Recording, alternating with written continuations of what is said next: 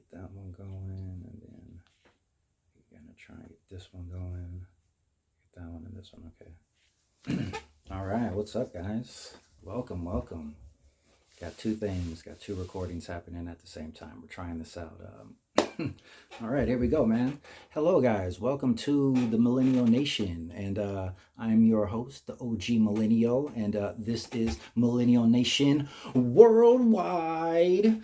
And we just wanna, or I just wanna, because this is mine now. I just want to give you guys a great little exclusive look into what we're going to be focusing on here. We're going to be focusing on entertainment. We're going to be focusing on one particular category because YouTube says I have to pick one category. And so the one category I'm picking to start with is going to be entertainment. So we're going to try and do this perspective from a millennial viewpoint, right? Like through the eyes of this millennial right here, you know? So my YouTube category is going to be entertainment. Tune in, give a like and a share and a subscribe, and we'll keep it moving, man. I saw in the Instagrams the little flashback to the show that happened in like early 2001. This show Scrubs, and like it was a pretty good show. I like the show personally. I wasn't a super fan. I would tune in now and then, but this show was good enough to go on and get a couple awards. Right, they got a couple Emmys. They got those Emmys that were 17 original nominations, right, through the course of their 9 years. But seeing how they did so well, they're trying to make a revival, right? So they're bringing it back, y'all. And I wanted to know what you guys think about that because I feel like there are going to be some scrub revival parties happening out there. You know, like if you think about it, like just the casting characters alone, right? Like you got the VR Trooper chick, right? I remember her from VR Troopers, and then you got the guy who was the guy from Clueless. You can't beat that combination right there for comedy, you know. And I think their names. Let's see, I had to go on the internet to go and find their names. I got their names though, but let's see. Donald Faison, yeah, there we go. All right, that's a dude from Clueless, and then the chick, the VR Trooper chick, she was blah, blah, blah, Sarah Chalk, right? You know, and so I'm very curious to see where they go with this. You know, in fairness, you know, I didn't really commit to watching the show like weekly and stuff.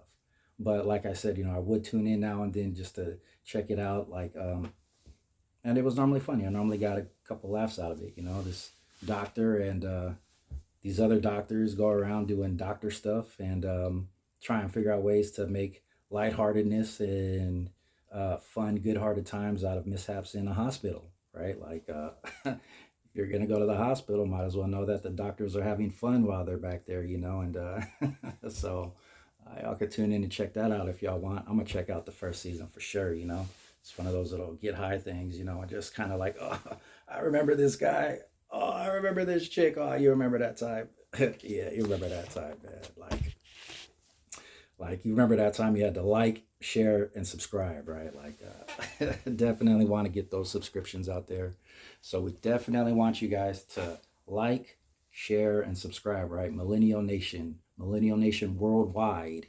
Trying to make this thing worldwide. Shout out Titus O'Neil, you know, WWE. We're gonna move on though. We're gonna talk about Scream, right? I saw this billboard, man. Crazy billboard for the movie Scream coming out.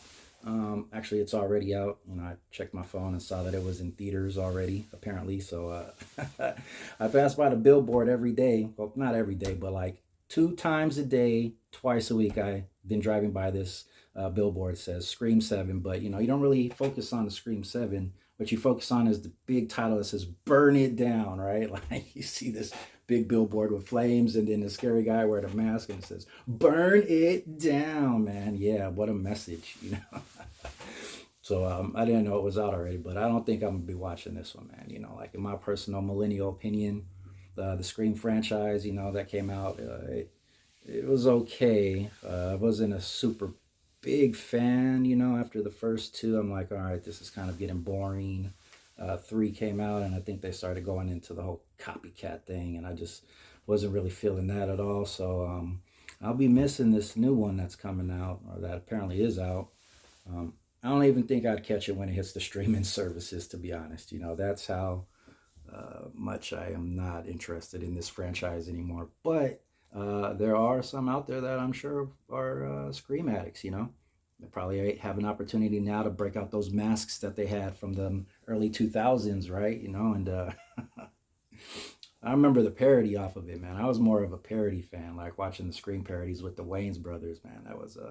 That was my thing. You know, you get the dude gets shot and then you know smoke starts coming out of the holes, man. I love that. That's the type of millennial OG stuff I'm used to, man. So like, you know, when you get an opportunity to do something like that, you know, and remake a movie, you know, I hope that they remake some parodies off of it too. You know, I would be way more interested in watching that than watching this Scream 7. But just imparting on some solid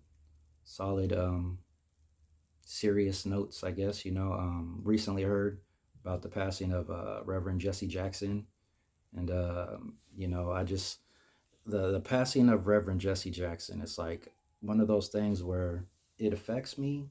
It doesn't super affect me because I wasn't really a part of his movement and his generation, but I realized what the man did and what he accomplished. And he accomplished a lot. I mean, he not only was a civil rights leader and a Baptist minister, but this guy was a two-time presidential candidate.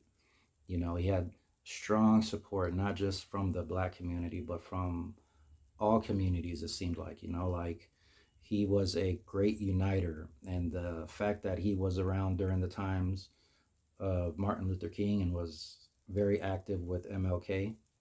It was good to see him carry on that that civil rights movement, you know, and he never stopped pushing the movement. And he will be remembered. You know, he was October 8th, 1941. He was blessed to be brought into this world, and unfortunately, on February 17th of this year, we lost him.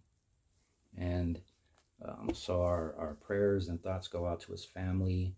Um, you know, if he had any type of impact on your life, you know, I would love to hear your thoughts and have you guys chime in and tell me what you thought about Reverend Jesse Jackson. But as far as that goes, I want to thank you for tuning in. If you tuned in for the few minutes here, you know, just trying to get this little thing off the ground, you know, I'm really looking to just try and build something small here. You know, we're going to start off small, and if we get some support, if I get some support, we'll make it bigger. You know, we'll invest more time. Uh, but again, you know, for the millennial nations, we're going to focus on stuff through the eyes of people between the ages of 28 and 41, because that's my generation, my generation. But we welcome all generations and all people to come along in this trip that we're on, you know, this worldwide, right? I got to trademark that, worldwide, right? Millennial Nation worldwide. All right. So I want to give you stuff that, you know, you can use, hopefully, you know, at least be able to see the world through the eyes of a millennial, right? So, you know, if you're an older Gen Xer or even baby boomers, you know, check us out, like, subscribe. If you're a Gen Zer, like, subscribe. Even if you're somehow on the computer as a Gen Alpha, you know, like and subscribe. Yeah. All right.